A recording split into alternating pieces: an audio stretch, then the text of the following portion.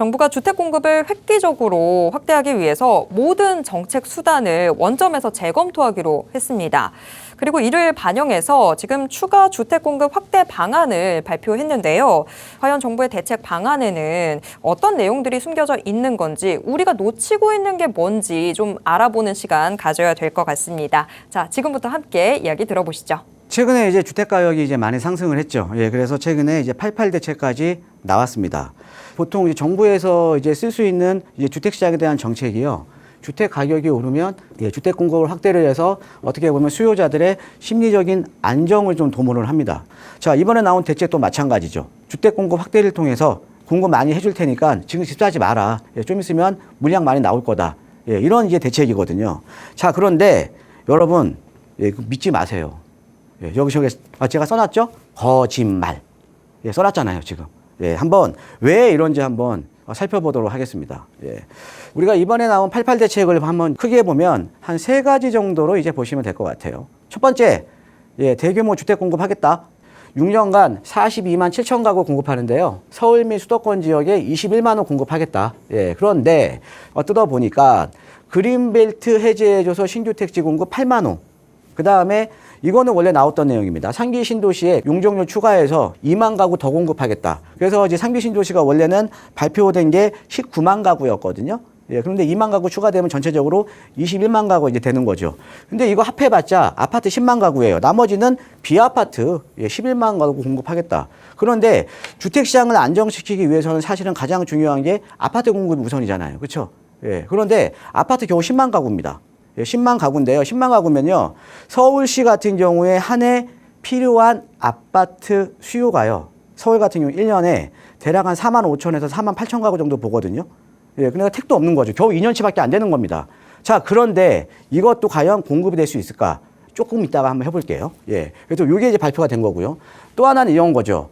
비아파트 활성화를 통해서 아파트 수요를 분산시키려는 대책이 이번에 나왔잖아요. 그래서 지금 비아파트를 매입하는 사람들에 대해서 어느 정도 취득세 같은 경우에 좀 제외시켜주겠다. 이런 대책이 나왔거든요. 자, 그런데 자, 이런 거죠. 6억 신축 소형주택 같은 경우에 세금에 대한 인센티브 아예 없어요. 없습니다. 그러니까 취득세 제외밖에 없어요. 왜냐하면 어떤 투자자들이 6억 신축 소형주택을 매입을 하려면 물론 취득세 제외도 중요하지만 가장 중요한 거는 내가 매입한 주택에 대해서 나중에 양도세 감면이라던가 아니면 기존에 있던 주택에 대해서 비과세 혜택이라던가 즉 1세대 1주택 특례 조항이 나왔어야 돼요. 근데 그런 조항이 없어요. 그런 조항이 없으니까 얘 같은 경우는 별 의미가 없다라는 거죠. 별 의미가 없는 겁니다. 자, 그래서 중요한 건 이런 거죠. 이번에 나온 88 대책이 사실 110 대책의 연장이거든요. 원래 25년 12월 말까지였는데 2년 연장해 준 것 뿐이에요. 자, 그러면 우리가 비아파트 시장을 활성화하려면 가장 중요한 게 뭐냐면 신축뿐만 아니라 기존에 있던 비아파트 시장이 활성화가 돼야 된다라는 거죠. 전제가. 기존의 비아파트 시장이 활성화가 돼야 신축들도 많이 공급이 될 거 아닙니까? 신축 비아파트도. 자, 그런데 과연 120 대책이 발표가 되고 나서 기존에 있던 비아파트 시장이 활성화되냐, 기존의 빌라 시장이 활성화가 되냐? 아니라는 거죠. 아니라는 거죠. 자, 그러면 기존의 비아파트 시장 활성화 없이 어떻게 신규 공급이 늘어나냐 이거죠. 투자자가 살 사람이 없는데. 특히나 빌라 시장 같은 경우는 지금 가장 대못이 뭐냐면 공시가격 126%예요. 이 주택시장이라는 게 수요와 공급에 의해서 가격이 형성이 되는 거잖아요. 자, 그런데 인위적으로 이 빌라시장 같은 경우는 공시가격 126% 때문에 전세 가격이 지금 통계를 당하고 있다는 거죠. 전세 가격이 통계를 당하고 있으니까 사실은 이것 때문에 지금 빌라 시장이 상당히 지금 안 좋은 거거든요. 그러면 비아파트 시장을 활성화시키려면 이거 먼저 손질을 봐야 되는 거죠. 완화를 시켜주던가. 그 다음에 1세대 1주택 특례 조항이라던가 매입한 주택에 대한 양도세 감면 혜택을 안 준다? 안 주고 시장을 활성화시키겠다? 어불성설입니다. 이번에 나온 대책으로는 비아파트 시장으로 아파트 수요를 분산 못 시킵니다. 자, 이렇게 보고요. 또 마지막 3번째가 정비사업에 대한 사업성을 개선하는 거죠. 왜? 서울 같은 경우는 재개발, 재건축 외에는 대안이 없잖아요. 아파트 공급하기 위한 대안이 재개발, 재건축 같은 정비사업밖에 없잖아요. 그래서 이번 나온 내용이 절차 간소화, 아니면 재건축 동의요건 완화, 한시적으로 3년간 용적률 상향해주겠다. 그 다음에 사업 초기에 자금 지원해주겠다. 이런 등등등이 나왔거든요. 그래서 크게 보면 3가지예요.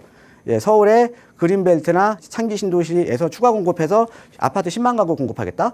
그 다음에 비아파트 시장 활성화시키겠다. 그 다음에 서울 도심의 재개발, 재건축을 통해서 아파트 공급을 촉진시키겠다. 라는 내용입니다. 그런데요, 요 내용이 철저하게 여러분들 거짓말이라는 거죠.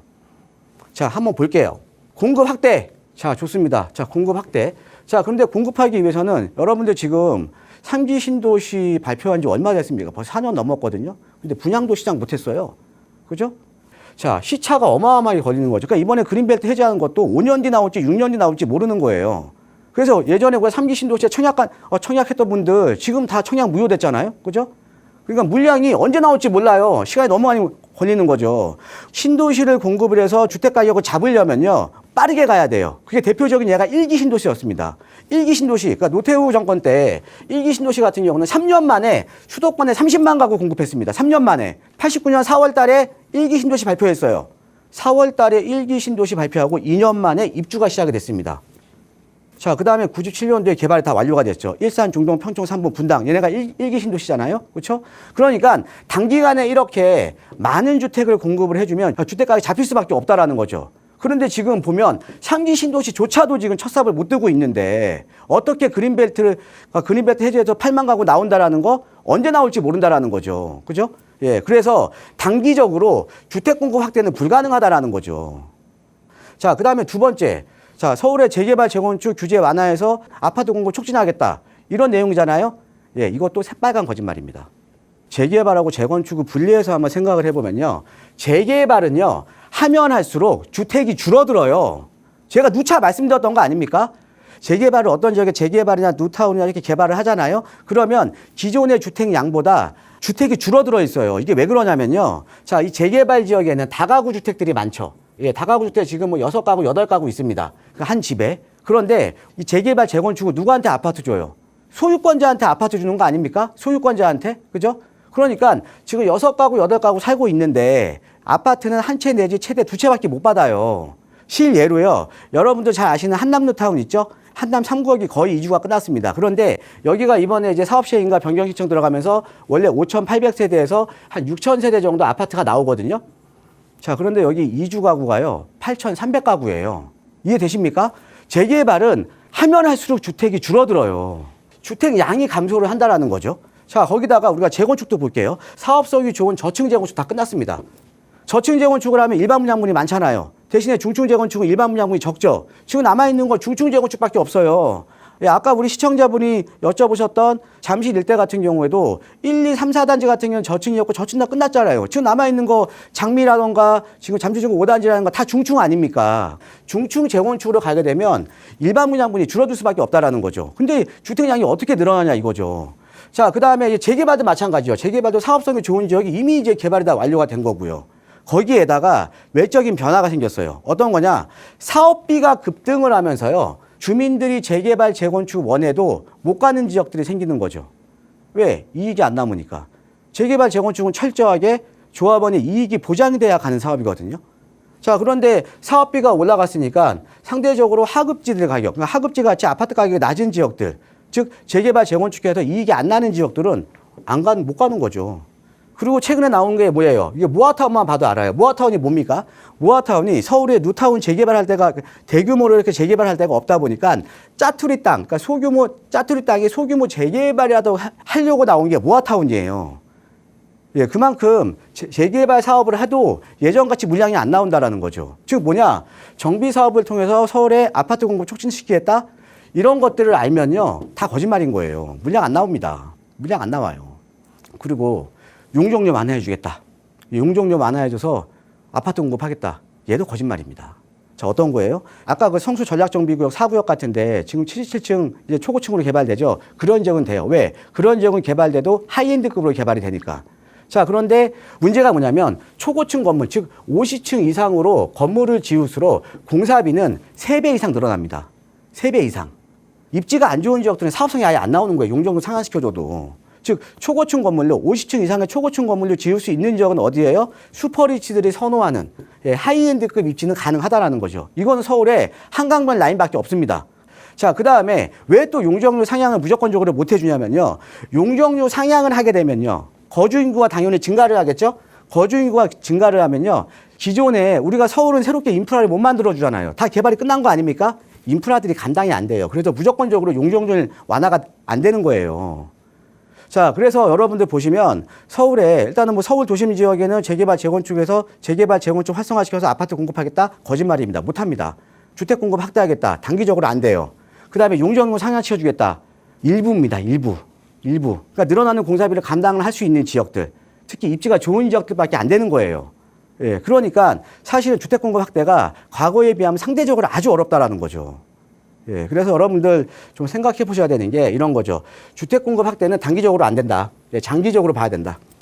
예, 그 다음에 재개발, 재건축 활성화 시켜도요, 예, 되는 지역은 일부입니다. 일부만 갈 수 있어요. 그 다음에 주택 공급 확대가 안 되는, 반대로 얘기하면 주택 공급 확대를 못하는 지역들. 그게 대표적으로 서울 아닙니까? 이런 지역은 당연히 수요는 있는데 공급 확대가 안 되는 거잖아요. 자, 이런 지역은 당연히 희소성이 엄청나게 큰 지역이죠. 즉, 자산으로서의 가치가 높은 지역입니다. 그래서 현재 서울의 아파트 거래량의 4분의 1 정도가 외지인들이 지금 매입을 하고 있는 거잖아요. 왜? 자산으로서의 가치가 크니까. 자, 그 다음에 여러분들 재개발, 재건축 투자할 때도요, 이제는요, 아무 때나 안 돼요. 입지 안 좋은데 안 됩니다. 사업성 낮은데 안 돼요. 즉 뭐냐? 사업성도 보셔야 되고요. 입지 좋은 데는 무조건 되겠죠. 그렇죠? 예, 그래서 이런 쪽으로 어떻게 보면 또 소액으로 또 선점을 할 수도 있는 거거든요. 그래서 여러분 재개발, 재건축을 앞으로 입지와 사업성이 성패를 가른다라고 이제 보시면 될 것 같습니다. 예, 이상입니다. 우리가 이렇게 정책 이면을 알아채기가 참 쉽지가 않은데, 자, 이런 내용들 더해서 지금 세미나까지 정창래 대표님이 준비해주고 계십니다. 자, 세미나 어떤 내용들 더 들을 수 있는지 조금 더 간략한 소개까지도 들어보도록 하겠습니다. 자, 재개발, 재건축 앞으로 되는 지역은 일부입니다. 사업비에 대한 부담이 상대적으로 높아졌기 때문에 이익이 안 나는 지역들은 이제 주민들이 아무리 원해도 이제 개발이 안 된다라는 거죠. 자, 그러면 입지가 좋은 지역은 반대로 또 반면에 사업성이 좋은 지역이잖아요. 그렇죠? 그럼 이런 지역에 아주 노후도가 높으면 시간이 해결해 준다라는 거죠. 다 개발이 될 수밖에 없다라는 거죠. 왜? 서울은 이제 재개발이나 재건축 시장 또 양극화돼서 될 수 있는 곳과 안 되는 곳이 이제 존재를 하게 된다라는 거죠. 자, 그래서 지금 빌라 시장이 어떻게 보면 일부 지역 같은 경우 상당히 지금 애물단지가 돼버렸습니다. 이 애물단지를 관심 있게 잘 지켜보면 황금알을 낳는 또 빌라가 될 수가 있다라는 거죠. 그 다음에 우리가 부동산이라는 게 제가 항상 말씀드리는 게 너무 어렵게 생각하세요. 어렵게 생각하지 마시고요. 부동산은요, 부동산 똑같아요. 그냥 비교해서 더 좋은 데 사시면 되는 겁니다. 비교해서. 어떤 분들은요, 이런 분도 있어요. 저희 세미나에 오시면 한 두세 달 내내 오십니다. 스프링노트에 내내 필기만 하세요. 그럼 공부만 하다 끝나요. 뭐 내가 만약에 마트에 가서 어떤 물건을 살 때 공부해서 물건 사는 거 아니잖아요. 그렇죠? 비교해서 물건 사는 거잖아요. 부동산도 마찬가지예요. 부동산도 여러분들 공부보다는요, 내가 임장 활동을 많이 하거나 이렇게 지역적인 비교가 되면 내가 투자에 대한 판단을 할 수가 있다는 거죠. 그래서 이런 실무적인 것들, 또 현장적인 것들을 위주로 해서 제가 세미나를 준비 중에 있으니까 세미나에 관심 있으신 분들은 많은 참석 부탁드리겠습니다.